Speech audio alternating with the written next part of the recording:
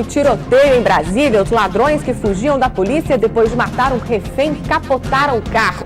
O repórter Carlos Capelli está no Lago Sul, onde a vítima foi abordada pelos bandidos.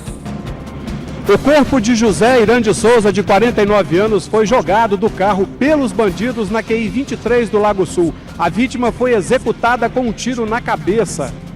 Detalhes desta história você acompanha aqui no Jornal Local, que vai mostrar também.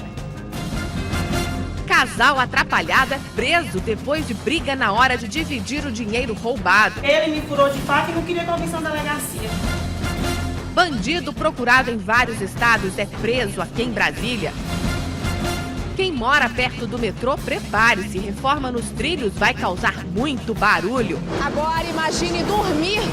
Não dá para ouvir? Agora, imagine dormir com um barulho desses. E não é só isso, a obra vai mudar os dias de funcionamento do metrô. Quebra-molas instalados na BR-040, problema resolvido? Para muitos não, cadê as passarelas? A prefeita disse que é o DENIT que não quer liberar, né? E as barreiras eletrônicas? Sumiu também. Cai, não cai, é assim a situação de uma ponte em Sobradinho. Solução? As crianças já têm.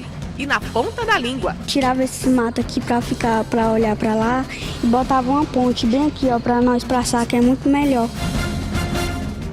O que acontece em Brasília, você vê aqui no Jornal Local, primeira edição.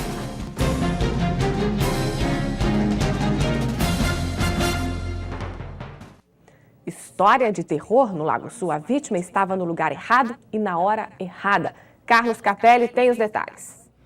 Simone, boa tarde a todos. Simone, eu estou exatamente neste ponto onde o corpo foi jogado do carro pelos bandidos na QI 23 do Lago Sul. Neste exato momento, peritos da Polícia Civil estão fazendo a perícia. O corpo ainda está no local e eles estão checando o que exatamente aconteceu. Na verdade, esta é uma rota de fuga, segundo a polícia. Os bandidos tentavam assaltar uma casa que estava no Lago Sul, uma quadrilha já conhecida da polícia. E essa é a rota que serve de fuga. Afinal, daqui eles seguem em sentido São Sebastião e a estrada que dá a saída para Unai. Nós ainda voltamos nesta edição com mais informações. Simone. Obrigada, Carlos Capelli. Um homem foi preso em uma feira de Ceilândia com carteiras de identidade falsas, tentando comprar carros usados. Depois do flagrante, a polícia descobriu que o bandido era procurado em vários estados do país. Elcio Antônio da Silva já era investigado há 5 meses aqui no DF. Ele foi preso por uso de documento falso com nome de Elcio da Silva Ferreira. Durante esse período verificamos que ele realizava uma prática de venda de veículos que eram levados do Distrito Federal para o estado da Bahia. Aqui na delegacia, a suspeita foi confirmada. Elcio Antônio da Silva é foragido do presídio de Goiânia, onde cumpria pena por roubo a banco, 2 tentativas de latrocínio, roubo seguido de morte, formação de quadrilha e porte ilegal de arma. E a ficha criminal dele não para por aí. Segundo a Delegacia de Repressão a Roubo, ainda existem 3 mandados de prisão contra ele nos estados do Rio de Janeiro, Bahia e Goiás. Atenção, servidores do GDF. Quem ainda não atualizou os dados do cadastro, é bom correr para não ter o salário bloqueado. O prazo vai até o próximo dia 25. O censo previdenciário é feito a cada 5 anos para atualizar o banco de dados do governo e as mudanças no perfil dos funcionários do GDF. Quase 10 mil servidores ainda não apareceram para se recadastrar. Se você é um deles, deve ir até o pavilhão de exposições do Parque da Cidade das 9 horas da manhã às 5 horas da tarde. Quem já foi, deve levar o comprovante no RH do local de trabalho. A gente vai para um rápido intervalo e no próximo bloco você vai ver. Terror no Lago Sul, sequestro termina em morte, perseguição e tiroteio. Na fuga, os sequestradores capotam o carro. Casal rouba cofre e na hora de dividir o dinheiro, brigam e acabam presos. Acredite, isso é uma ponte e fica em Sobradinho. O problema é como passar por ela, como chegar do outro lado. A BR-040 ganhou 2 quebra-molas. Será o fim dos acidentes? E atenção, você que mora perto do metrô, prepare-se para muito barulho. O Jornal Local volta já.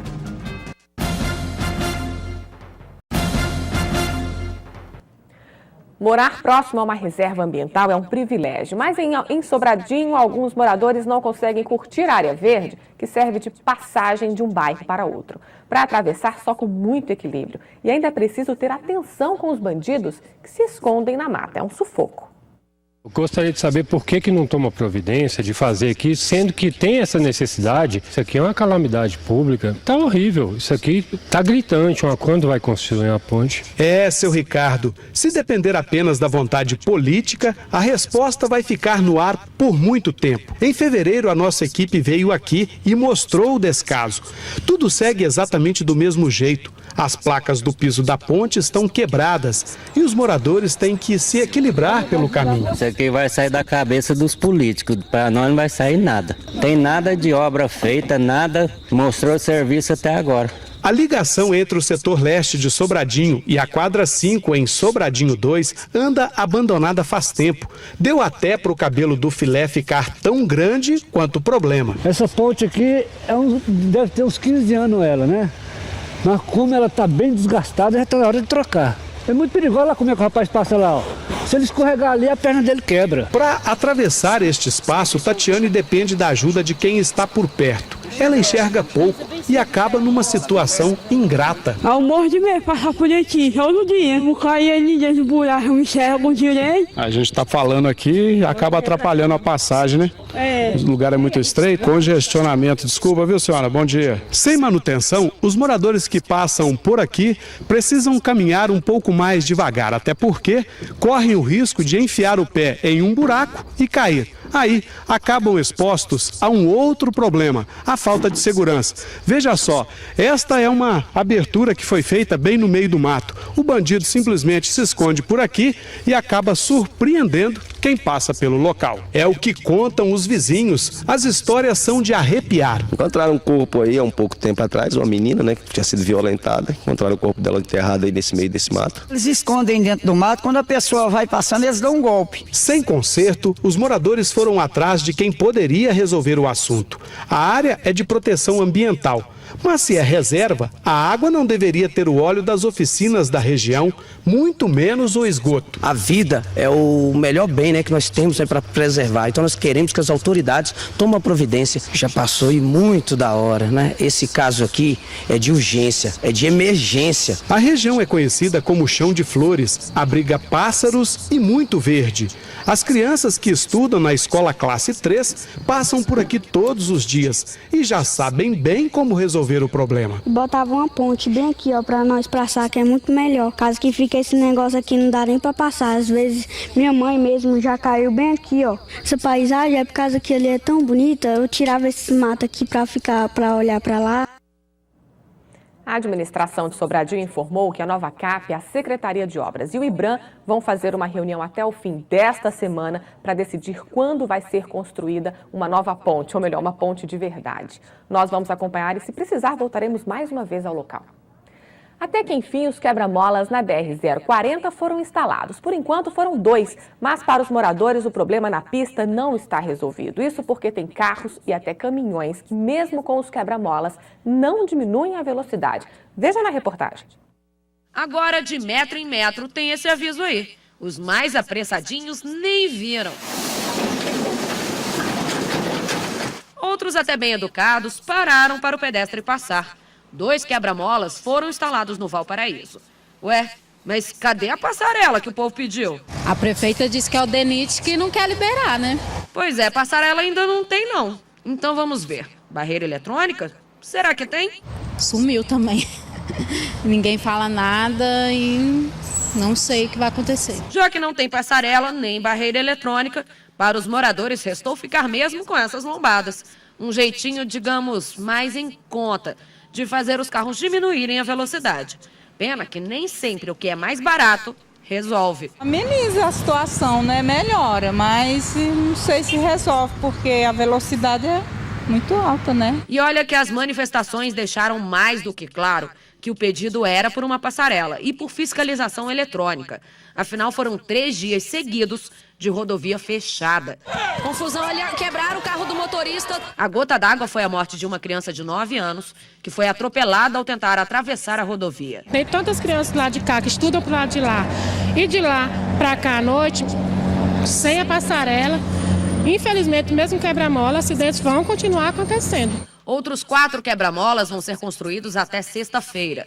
Dá para perceber que realmente a lombada ajuda, mas não tem como ter uma de meio metro numa estrada. O DENIT afirma que essa é uma solução temporária e que vai colocar uma fiscalização eletrônica. A instalação de passarelas está em estudo. A população reza por uma resposta. Por enquanto, fica a esperança de que as promessas não caiam no esquecimento. O brasileiro tem esperança, né? Esperança tem aquele ditado, é a última que morre. E não perca ainda nesta edição do Jornal Local a história que aterrorizou moradores do Lago Sul: sequestro, assassinato, perseguição e tiroteio. Homem é feito refém, tem o carro roubado. Ao reagir é morto a tiros e tem o corpo jogado no meio da rua. Violência sem limites. Daqui a pouco, aqui no Jornal Local. Metrô parado aos domingos a partir de junho, mas por uma boa causa. Depois de 12 anos em funcionamento, alguém teve a brilhante ideia de fazer manutenção nos trilhos. Você que mora perto da linha, prepare os ouvidos. A gente antecipa o que vai ser feito na barulhenta reforma que começa amanhã. Já fiquei esperar mais de meia hora dentro do vagão, parado. Não são raros problemas no metrô. E quando eles ocorrem, afetam a vida de milhares de pessoas. Mas não é à toa. Com 12 anos de funcionamento, o metrô nunca passou por uma grande manutenção. Agora está explicado, né? Demorou um pouco, né? Essa manutenção acho que tem que ser feita antes. A primeira restauração de verdade vai começar amanhã. Essas máquinas é que vão fazer o serviço. Uma é a socadora e a outra esmerilhadeira. Nomes difíceis, né? Esmerilhadeira, que ela vai fazer o esmerilhamento dos trilhos, deixar os trilhos nas suas condições normais. A segunda máquina é uma socadora, reguladora e niveladora, ou seja, ela coloca os trilhos na sua posição geométrica perfeita. Deixa regulado, não deixa a linha ficar flácida, nada. O barulho que esse maquinário vai fazer é compatível com o tamanho dele, enorme. Agora imagine dormir, não dá para ouvir? Agora, imagine dormir com um barulho desses. A obra do metrô vai ser durante a madrugada, de 1 às 5 da manhã. Hora do melhor sono. Todos os 42,5 km de extensão do metrô vão passar pela manutenção. Ou seja, não vai ser uma obra que vai terminar rapidinho. Deve durar uns 4 meses. Quem mora perto dos trilhos já pode começar a se preparar. Para quem não mora perto, mas usa o transporte, também é bom começar a se programar. Em junho, o metrô não vai funcionar aos domingos, para que a manutenção seja feita durante esse dia. O que nós temos de problema é que durante o serviço, a máquina é uma máquina que gera um ruído bastante elevado. Isso, infelizmente, vai trazer algum incômodo à população à medida que a gente for passando. Mas, em seguida, o resultado é muito melhor para o usuário. A umidade do ar está um pouquinho mais alta. A chuva que caiu na tarde de ontem ajudou, já que nesta época do ano o ar costuma ficar muito seco. Essas são imagens ao vivo do setor bancário sul. As nuvens podem ficar mais carregadas e provocar uma chuva fininha hoje à tarde. A temperatura máxima chega aos 26 graus. A umidade relativa do ar varia entre 95% e 55%. Marido e mulher resolveram roubar o cofre da casa da patroa, onde ela trabalhava, e foi na hora de dividir o dinheiro que os dois acabaram no hospital e depois na delegacia. O caso veio parar aqui na 14ª Delegacia de Ceilândia depois de uma briga do casal por conta do dinheiro que eles levaram da casa onde a mulher trabalhava como empregada doméstica. Depois de esfaquear a perna da mulher, o homem quebrou o braço dela com uma paulada. No hospital de Ceilândia, onde ela foi socorrida, o motivo da agressão foi revelado. E não bastasse isso, o homem ainda denunciou a empregada, a patroa. Eu falei para ele, pro Elias, que lá tinha 2 cofres de moeda. Elias é o que da senhora? É marido, a gente tem 4 anos que tá junto. Aí ele foi e falou assim, vamos pegar esse cofre. Eu falei, será que isso vai dar certo, moço? Ele disse, vai, só não fala nada. Aí nós dois foi e pegou. Isso que ele falou da senhora, que a senhora furtou os cofres sozinha, é verdade ou é mentira? É mentira. Ele foi com a senhora junto? Ele foi comigo. É verdade. Quando eu fui saber, já tinha 5 dias ou mais. É verdade. E ele só denunciou eu, sabe por quê?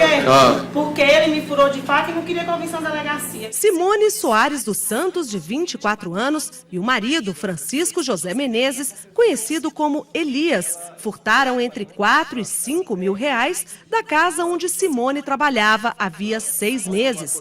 A briga veio na hora de gastar o dinheiro. O marido não gostou do depósito de R$ 1.400 que a mulher teria feito na conta de uma terceira pessoa na Bahia. Ela acabou confessando o delito, bem como a participação do seu companheiro na empreitada criminosa. O dinheiro ainda não foi recuperado, nem os cofres que foram subtraídos da casa da vítima, os quais teriam sido jogados em um contêiner de lixo. Os dois acusados já têm passagens pela polícia por antigas agressões. Ele contra ela e ela contra ele. Agora vão responder por furto duplamente qualificado. O caderno de contabilidade mostra como o casal gastou o dinheiro, que a polícia ainda não conseguiu recuperar. Com o dinheiro foi adquirido uma geladeira e outros eletroeletrônicos, os quais nossos policiais estão tentando recuperá-los e apreendê-los. Agora a gente vai contar para você uma história que já marca o dia de hoje em Brasília. Policiais mobilizados, moradores do Lago Sul apavorados. Um homem foi sequestrado por 3 assaltantes. É o repórter Carlos Capelli que vai contar para a gente essa história.